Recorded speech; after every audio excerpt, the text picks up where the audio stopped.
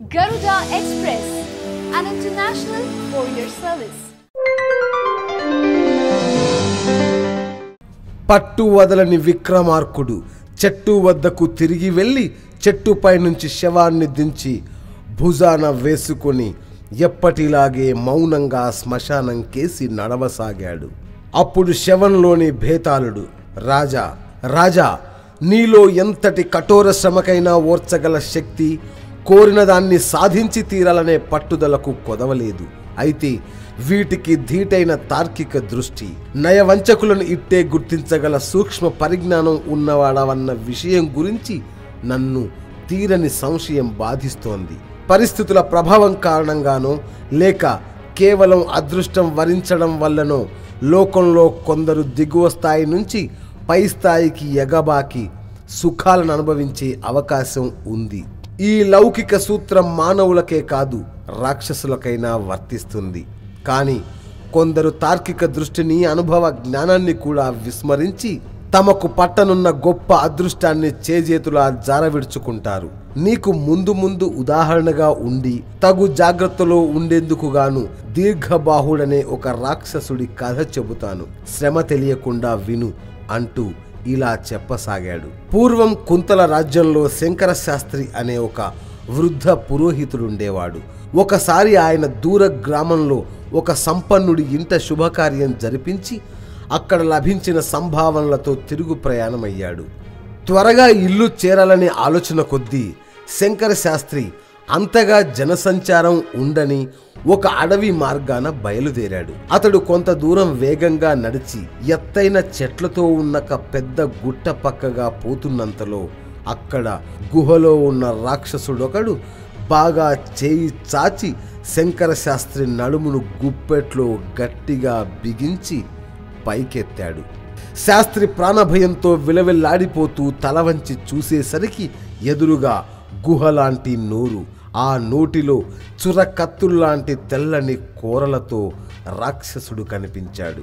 వాడు శాస్త్రికేసి అయిష్టంగా చూస్తూ, ఒరే, ఒకప్పుడైతే నీబోటి జవజీవాలుడిగిన వాణ్ణి ముట్టనైనా ముట్టేవాణ్ణి కాదు. కానీ ఏం చేసేది, నిన్ను తినక తప్పదురా బక్కపీనుగా అన్నాడు. రాక్షసుడు తనను చప్పున తినేయకుండా మాట్లాడడం ప్రారంభించేసరికి తను ఏవైనా 4 వాటికి సంతోషం కలిగించే మాటలు మాట్లాడి ప్రాణాపాయం నుంచి బయటపడవచ్చునన్న ఆశ కలిగి శంకర శాస్త్రి, ఓ రాక్షసేంద్ర, తమరు అద్భుత శక్తి సంపన్నుల్లా కనిపిస్తున్నారు. ఎక్కడో గుట్ట దిగువన కాలిబాట వెంట పోతున్న నన్ను గుహ సింహద్వారంలో ఉండే పట్టి పైకెత్తారు.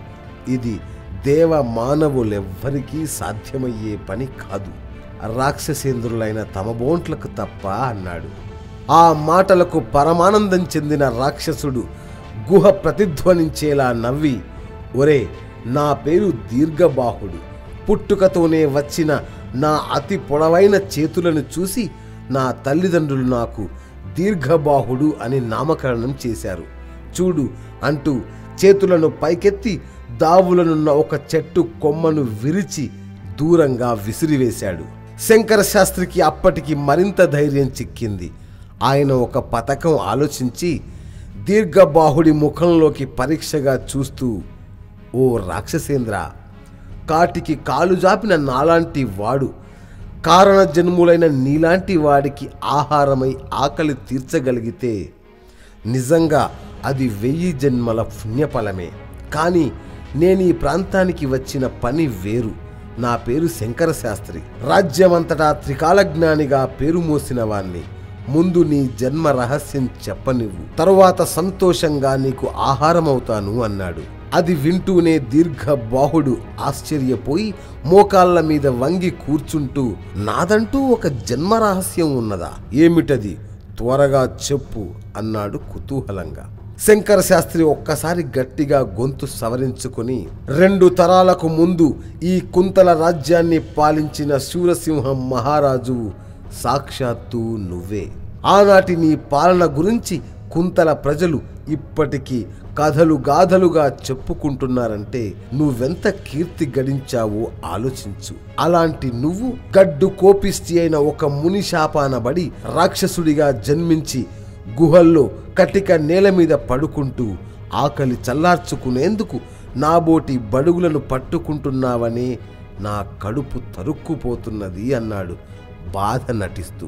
అంతగా బాధపడకు బ్రాహ్మడా, నీ వల్ల అంత గొప్పదైన గతం తెలిసినందుకు చాలా సంతోషంగా ఉంది. భవిష్యత్తులో కూడా నేనింతేనా, లేక శాప విమోచన మార్గం ఏమైనా ఉన్నదా అని అడిగాడు దీర్ఘబాహుడు. ఆ ప్రశ్నకు శంకర శాస్త్రి పెద్దగా నిట్టూర్చి, నిన్ను శపించిన మునే నీకు శాప విమోచనం కలిగించాలి, కానీ అతడు ఏనాడో ఈ అడవి ప్రాంతాలు వదిలి హిమాలయాలకేసి వెళ్ళిపోయాడు. అందువల్ల నీకు శాప విమోచనం లేదు. కానీ ఈ రాక్షస రూపంలోనే కుంతల రాజయ్యే యోగం ఉంది. నువ్వు రాజు అయ్యాక నీ భోగమే భోగం. ఆహారం కోసం నువ్వు గుహ ముందు కూర్చుని కునికిపాట్లు పడనవసరం లేదు. రాజయ్యాక ఇష్టమైన ఆహారం భుజిస్తూ పీపాల కొద్దీ ద్రాక్ష రసాయనం తాగుతూ పన్నీట స్నానం చేసి పట్టు వస్త్రాలు ధరించి 10 మనుగుల బంగారు ఆభరణాలు వేసుకుని 100ల కొద్దీ నౌకర్లు చాకర్లు సేవలందిస్తుండగా రాజ్యాన్ని తిరుగులేని విధంగా పాలించగలవు అన్నాడు. శంకర శాస్త్రి చెప్పింది ఊహించుకొని పొంగిపోయిన దీర్ఘబాహుడు చిన్నగా చప్పట్లు చరిచి, నువ్వు చెప్పింది చాలా బాగున్నది, కానీ నాకు ఆకలి మహా ఎక్కువ. రోజుకు 3 తినే అలవాటుంది. ఇది రాజ్య ప్రజలు మెచ్చరు గదా అన్నాడు. అలాంటి శంకేవలదు రాక్షసేంద్ర. రాజ్యంలో జనాభా విపరీతంగా పెరిగిపోయి పండిన పంటలు చాలక ఎక్కువ మంది ఒంటిపూట పస్తులతో అలమటిస్తున్నారు. ఇలాంటి సమయంలో నువ్వు 3 కాదు 4 తిన్నా జనాభా సమస్యను పరిష్కరిస్తున్నందుకు ప్రజలు నిన్ను వేనోళ్ళ కీర్తిస్తారే తప్ప దూషించరు అన్నాడు శంకర శాస్త్రి. దీర్ఘబాహుడు కొంచెం సేపు ఆలోచించి, అంతా బాగున్నది, కానీ నేను రాజుని కావాలంటే ఇప్పుడున్న రాజు మాట ఏమిటి అని ప్రశ్నించాడు. నీ తిరుగులేని రాక్షస బలం ముందు అసమర్థుడైన మా రాజు బల పరాక్రమాలేపాటి. నువ్వు నా వెంట వస్తే నిన్ను రాజును చేసే బాధ్యత నాది సరా అన్నాడు శంకర శాస్త్రి. ఇందుకు తల ఊపి దీర్ఘబాహుడు శంకర శాస్త్రితో బయలుదేరాడు. అడవి మార్గం దాటేంత వరకు శాస్త్రి భయంతో దిక్కులు చూస్తూ నడిచినవాడు అడవి దాటగానే కూని రాగాలు తీస్తూ చకచక నడవసాగాడు. ఇది గమనించిన దీర్ఘబాహుడు, బ్రాహ్మణ, అడవిలో భయపడుతున్నట్లు కనిపించి ఇప్పుడేమో అతి ఉత్సాహంగా నడుస్తున్నావే, కారణమేమిటి అని అడిగాడు. ఆ ప్రశ్నకు శంకర శాస్త్రి పెద్దగా నవ్వి, అడవి దాటే వరకు ఏ క్రూరముఖమైనా హఠాత్తుగా వచ్చి మీద పడుతుందేమో అని భయపడుతూ వచ్చాను. మరి ఇప్పుడు అడవి దాటాక ఆ భయం లేదు కదా అన్నాడు. అదేమిటి, అడవి బయట క్రూర మృగాలుండవా, ఎందుకని అని అడిగాడు ఆశ్చర్యంగా దీర్ఘబాహుడు. శంకర శాస్త్రి చిరునవ్వు నవ్వి చేతులు ఊపుతూ, రాక్షసేంద్ర, చేపలు నీటిలోనే ఉంటాయి, మనుషులు గ్రామాల్లోనే నివసిస్తారు, అలాగే మృగాలు అడవుల్లోనే ఉంటాయి. అలా కాక మనుషులు అడవుల్లోకి వస్తే మృగాలు పీక్కు తింటాయి. ఒకవేళ మృగాలు గ్రామాల్లోకి వస్తే మనుషులు వాటిని వేటాడి చంపుతారు. ఈ కారణాల వల్ల ఏ జీవి ఎక్కడ ఉండాలో అక్కడే ఉండాలి. అది అనంతమైన ఈ సృష్టి ధర్మం అన్నాడు. ఇద్దరూ మౌనంగా కొంత దూరం నడిచాక ఒక నది ఒడ్డున గురుకులం ఒకటి కనిపించింది. ఆ గురుకులంలో విద్యార్థులు ఒకవైపు సాముగరిడీలు, ఇంకోవైపు విలువిద్య, మరోవైపు ఖడ్గ విద్యలు ప్రదర్శిస్తున్నారు.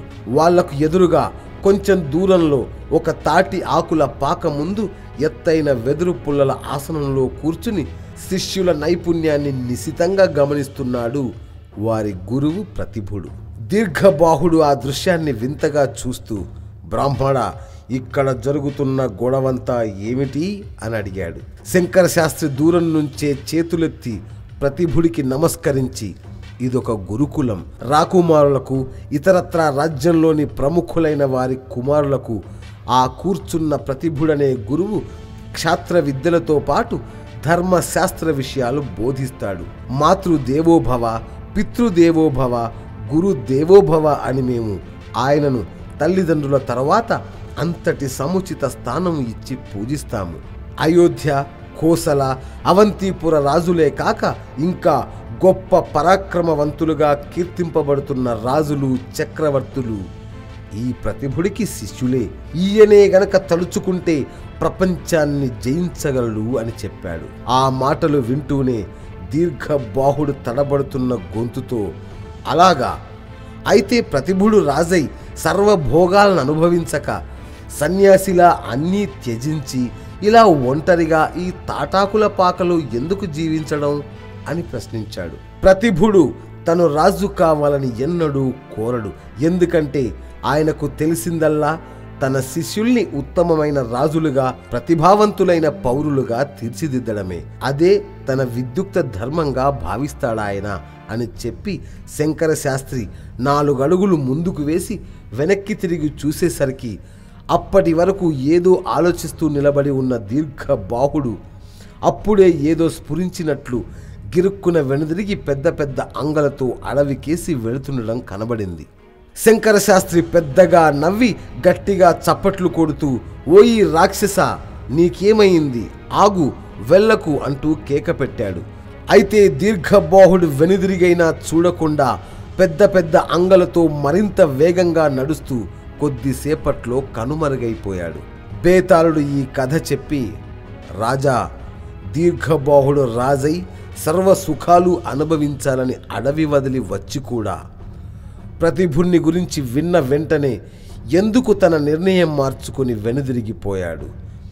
ఏదో ఒకనాడు క్షాత్ర విద్యల్లో మహాప్రతిభాశాలి అయిన ప్రతిభుడు తనను వధిస్తాడని భీతి చెందా, లేక శంకర శాస్త్రి తన ప్రాణాలు రక్షించుకునేందుకు తనను నయవంచన పాలు చేశాడని అనుమానించా? ఒకవేళ అదే నిజమైతే అతను శాస్త్రిని అక్కడికక్కడే విరుచుకు తినాలి కదా.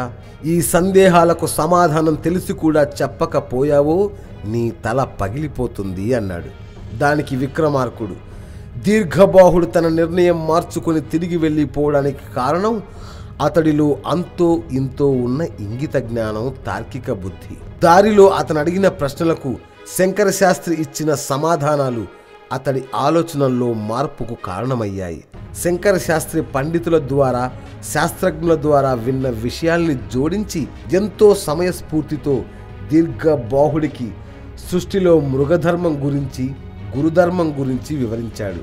ఆ వెంటనే దీర్ఘబాహుడికి తన రాక్షస ధర్మం కూడా బోధపడింది.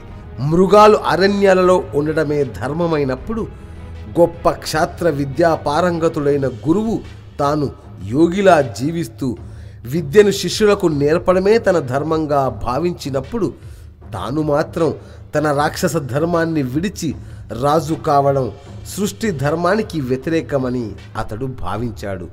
అందువల్లనే రాక్షస ధర్మానికి కట్టుబడి అతడు తన స్థావరానికి తిరిగి వెళ్ళిపోయాడు అన్నాడు. రాజుకు ఈ విధంగా మౌనభంగం కలగగానే బేతాళుడు శవంతో సహా మాయమై తిరిగి చెట్టెక్కాడు.